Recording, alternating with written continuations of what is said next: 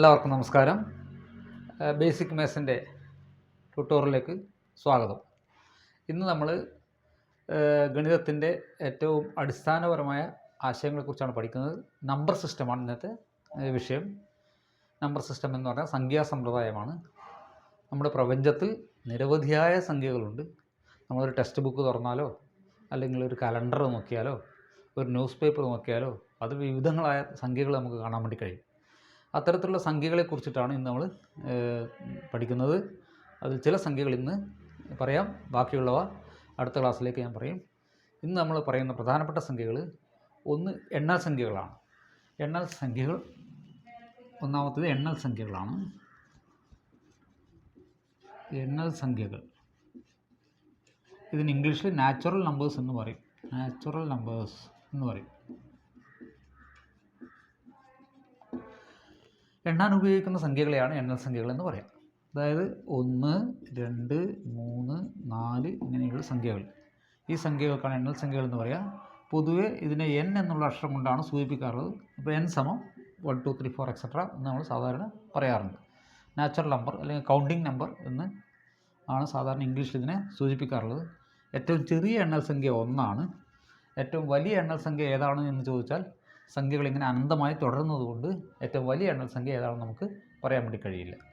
Piano എന്ന് പറയുന്ന ഗണിതശാസ്ത്രജ്ഞനാണ് ആദ്യമായി പറഞ്ഞത്, ഒരു സംഖ്യ ഉണ്ടെങ്കിൽ അതിന് തൊട്ടടുത്ത ഒരു സംഖ്യ ഉണ്ടാവും. അങ്ങനെ വരുമ്പോൾ 1000 ഉണ്ടെങ്കിൽ 1001 ഉണ്ടാവും, 1001 ശേഷം 1002 ഉണ്ടാവും എന്ന് പറഞ്ഞാൽ സംഖ്യകൾ അനന്തമായി തുടരുന്നു എന്നർത്ഥം. രണ്ടാമതൊരു സംഖ്യയാണ് അഖണ്ഡ സംഖ്യകൾ എന്ന് പറയുന്നത്. അഖണ്ഡ സംഖ്യകൾക്ക് ഇംഗ്ലീഷിൽ ഹോൾ നമ്പേഴ്സ് എന്ന് പറയും. ഹോൾ നമ്പേഴ്സ് എന്ന് പറയും. ഇതിനെ സാധാരണ W എന്നുള്ള അക്ഷരം കൊണ്ടാണ് സൂചിപ്പിക്കാറുള്ളത്. ഹോൾ നമ്പറിൽ 0 ഉൾപ്പെടെയുള്ള എണ്ണൽ സംഖ്യകളെയാണ് അഖണ്ഡ സംഖ്യകൾ എന്ന് പറയുക. 0 ഉൾപ്പെടെയുള്ള എണ്ണൽ സംഖ്യകൾ. അപ്പോൾ എണ്ണൽ സംഖ്യകളുടെ കൂടെ 0 കൂടി ചേർന്നു. 0 കൂടി ചേർന്നപ്പോൾ അത്തരത്തിലുള്ള സംഖ്യകളെയാണ് അഖണ്ഡ സംഖ്യകൾ എന്ന് പറയുക. ഏറ്റവും ചെറിയ അഖണ്ഡ സംഖ്യ 0 ആണ്. ഏറ്റവും വലിയ അഖണ്ഡ സംഖ്യ ഏതെന്ന് ചോദിച്ചാൽ അതിന് ഉത്തരം നമുക്ക് പറയാൻ വേണ്ടി കഴിയും. പിന്നെ നമ്മൾ സാധാരണ നിത്യജീവിതത്തിൽ ഉപയോഗിക്കുന്ന ഒരുപാട് സംഖ്യകളുണ്ട്. ഇരട്ട സംഖ്യകളുണ്ട്, ഒറ്റ സംഖ്യകളുണ്ട്.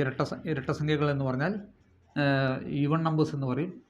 ഈവൺ നമ്പേഴ്സ് 2, 4, 6, 8 ഇവയൊക്കെ ഇരട്ട സംഖ്യകളാണ്. ഏറ്റവും ചെറിയ ഇരട്ട സംഖ്യ 2 ആണ്. ഏറ്റവും വലിയ ഇരട്ട സംഖ്യ ഏതാണെന്ന് ചോദിച്ചാൽ അതിന് നേരത്തെ പറഞ്ഞതുപോലെ തന്നെ വലിയ ഇരട്ട സംഖ്യ നമുക്ക് പറയാൻ വേണ്ടി കഴിയില്ല. നാലാമത്തെ സംഖ്യ ഒറ്റ സംഖ്യകളാണ്. ഒറ്റ സംഖ്യക്ക് ഓഡ് നമ്പേഴ്സ് എന്നാണ് പറയുക. അത് 1, 3, 5, 7 തുടങ്ങിയ സംഖ്യകളെയാണ് ഒറ്റ സംഖ്യകൾ എന്ന് പറയുക. ഏറ്റവും ചെറിയ ഒറ്റ സംഖ്യ 1 ആണ്. ഏറ്റവും വലിയ ഒറ്റ സംഖ്യ നമുക്ക് പറയാൻ വേണ്ടി കഴിയില്ല. അപ്പോൾ ഇങ്ങനെയൊക്കെയാണ് സംഖ്യകളുള്ളത്. ഇതിന് പുറമെ ഇത് ഏറ്റവും പ്രധാനപ്പെട്ട സംഖ്യകൾ എന്ന് ചോദിച്ചു കഴിഞ്ഞാൽ എണ്ണൽ സംഖ്യ, അഖണ്ഡ സംഖ്യകൾ ഇവയൊക്കെയാണ് നമ്മൾ പറയാറുള്ളത്. ഇരട്ട സംഖ്യകളൊക്കെ പറയാറുണ്ടെങ്കിൽ പോലും സംഖ്യാസമ്പ്രദായത്തിനകത്ത് പറയുന്ന സംഖ്യകളാണ് എണ്ണൽ സംഖ്യകൾ, അഖണ്ഡ സംഖ്യകളൊക്കെ. പിന്നെ ഭാജ്യസംഖ്യ, അഭാജ്യസംഖ്യ നിങ്ങൾ കേട്ടിട്ടുണ്ടാവും. ഭാജ്യസംഖ്യ എന്ന് പറയുന്നത് ഭാജ്യസംഖ്യ, അഭാജ്യസംഖ്യ. ഭാജ്യസംഖ്യ, അഭാജ്യസംഖ്യ.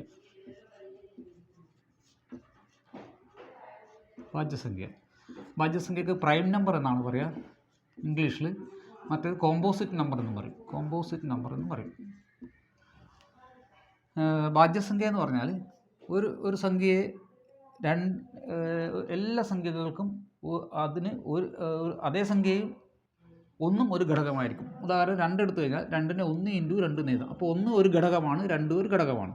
3നെ 1 × 3 എന്ന് എഴുതിയാൽ 3ൻ്റെ ഘടകങ്ങളാണ് 1 ഉം 3ഉം. 4 എഴുതി കഴിഞ്ഞാൽ 4ൻ്റെ ഘടകങ്ങൾ 1 × 4 എന്ന് എഴുതാം, 2 × 2 എന്ന് എഴുതാം.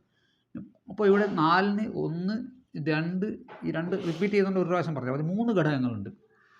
നേരെ കുറച്ച് 3ന് 2 ഘടകങ്ങൾ മാത്രമേ ഉള്ളൂ. ഇങ്ങനെ 2 ഘടകങ്ങൾ മാത്രമുള്ളതിനെ പ്രൈം നമ്പർ എന്ന് പറയും. 2ലേറെ ഘടകങ്ങളുണ്ടെങ്കിൽ അതിനെ കോമ്പോസിറ്റ് നമ്പർ എന്നും പറയും.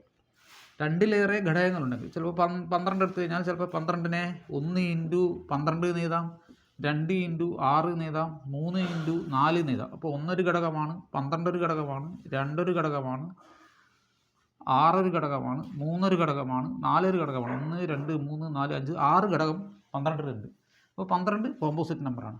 2ലേറെ ഘടകങ്ങൾ വന്നു കഴിഞ്ഞാൽ, ഒന്നും അതേ സംഖ്യ അല്ലാതെ അതിൽ കൂടുതൽ ഘടകങ്ങൾ വന്നു കഴിഞ്ഞാൽ അത്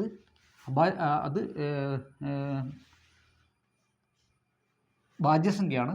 തിരിച്ചും എഴുതിയത് ഇത് ഭാജ്യസംഖ്യക്ക് കോമ്പോസിറ്റ് അഭാജ്യ സംഖ്യക്ക് പ്രൈം നമ്പർ എന്നാണ് പറയുക.